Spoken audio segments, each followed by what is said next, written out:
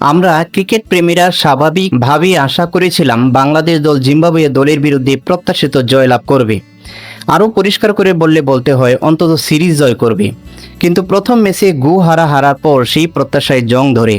কারণ যে বাংলাদেশ পরপর 4টি শক্তিশালী দলের বিরুদ্ধে সিরিজ জয় করে তারা 141 রানের টার্গেটে জয় পাবে না, এটা হওয়ার কথা নয়। অন্তত জিম্বাবুয়ের মতো সর্বকার ক্রিকেট দলের সাথে এটা আমরা আশা করতেই পারি। কিন্তু বাংলাদেশের ব্যাটসম্যানদের উচ্চবিলাসী শট খেলার কারণে সেই ম্যাচে বাংলাদেশ মাত্র 116 রানে অল আউট হয়ে যায়। দ্বিতীয় ম্যাচে বাংলাদেশের ব্যাটসম্যানেরা তুলনামূলকভাবে ভালো করেছে, কিন্তু সেই ম্যাচে শট সিলেকশনের অভাবে বাংলাদেশ দল হেরেছে। সৌম্য সরকার তার চিরাচরিত রূপটাই দেখাচ্ছেন। তিনি কেন দলে অনিয়মিত তা আবার তিনি প্রমাণ করছেন। তানজিদ তামিমের যোগ্য সঙ্গীর অভাবে উদ্বোধনী জুটিরা জমছে না। এলোমেলো শট খেলার কারণে সৌম্য প্রতিবারই আউট হচ্ছেন। দ্বিতীয় ম্যাচেও তাই করলেন তিনি এবং আউট হলেন। শান্ত নিঃসন্দেহে বাংলাদেশ দলের একজন অন্যতম ব্যাটসম্যান, কিন্তু তিনি এখনও জিম্বাবুয়ের কন্ডিশন বুঝে উঠতে পারছেন না, এটাই আমার মনে হয়। দ্বিতীয় ম্যাচে তামিম এবং হৃদয় খুব ভালো একটি জুটি গড়েছিলেন, কিন্তু যখন মনে হচ্ছিল তারা একটি সেফ জোনে দলকে পৌঁছে দিচ্ছেন, ঠিক তখনই আউট হলেন তামিম।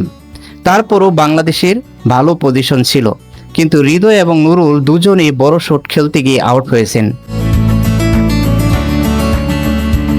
জিম্বাবুয়ের বোলাররা বুঝে গেছেন বাংলাদেশের ব্যাটসম্যানরা বাউন্স খেলতে পারে না। তারা ঠিক সেই কাজটি করছেন, বারবার তারা বাউন্স দিচ্ছেন। আমরা দেখলাম নুরুল হাসান সোহানকে একটি বাউন্স দিলেন, তিনি প্রথমে একটি 4 মারলেন, এর পরের বলে আবার বাউন্স এবং তিনি সেই কাজটি করলেন, তিনি আবার ক্যাচ তুলে দিলেন। আমরা দেখলাম তারপরে কি ঘটল, মোসাদ্দেক হোসেন মাঠে আসলেন, মাঠে এসেই ছটফট করছিলেন এবং তিনি যেভাবে প্রতি বলে বড় শট খেলার চেষ্টা করছিলেন, আমরা বুঝে গিয়েছিলাম তিনি আর বেশিক্ষণ মাঠে থাকবেন না। ঠিক সেটাই হলো, তিনি একটি বড় শট খেলতে গিয়ে আউট হলেন। এরপরের ব্যাটসম্যানরা জিম্বাবুয়ে বোলারদের ঠিকঠাক মতো খেলতে পারেনি, ফলস্বরূপ বাংলাদেশ দল 13 রানে হেরে সিরিজ হারালো। তৃতীয় ম্যাচে কি করবেন এখন তারা?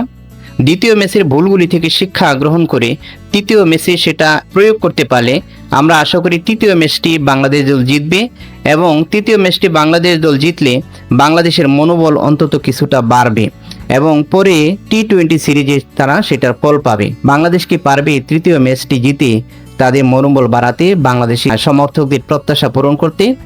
আপনার মতামত জানান কমেন্টে। ধন্যবাদ।